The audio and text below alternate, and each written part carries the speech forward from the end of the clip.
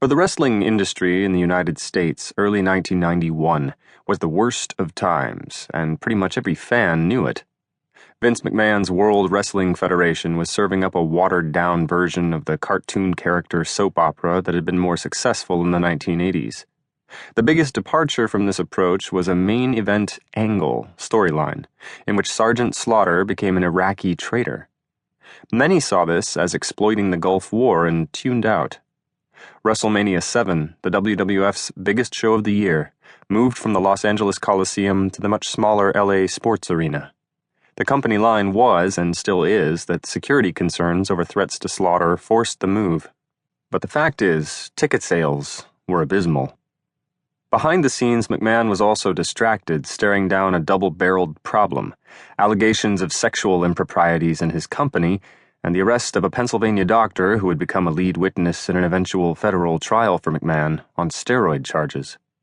The closest thing the WWF had to a business rival, the Turner Broadcasting-owned World Championship Wrestling, made McMahon's company look like the pinnacle of success by comparison.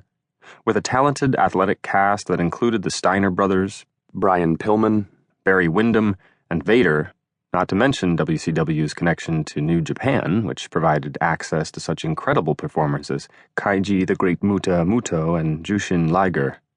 WCW had the tools to give fans a product that was as stiff and athletic as the WWF was farcical.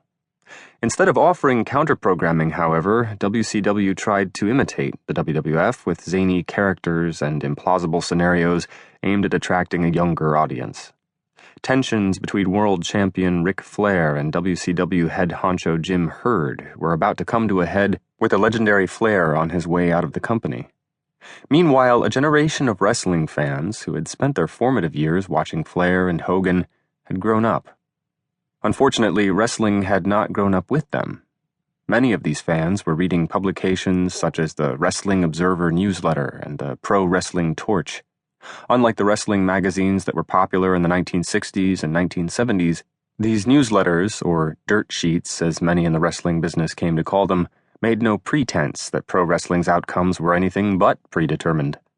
With that out of the way, the newsletters were free to discuss the business and the politics behind what fans saw in the ring.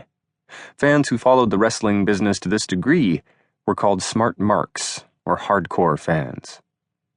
In Philadelphia, a man named Joel Goodhart had decided that he could fill the niche left open by the two majors. Although he never intended it, the creation of this new wrestling network would set off a chain of events that would give hardcore a whole new meaning. Para seguir escuchando este audiolibro gratuitamente, haz clic en el enlace de la descripción y podrás escucharlo completo sin coste gracias a la prueba de 30 días de Audible.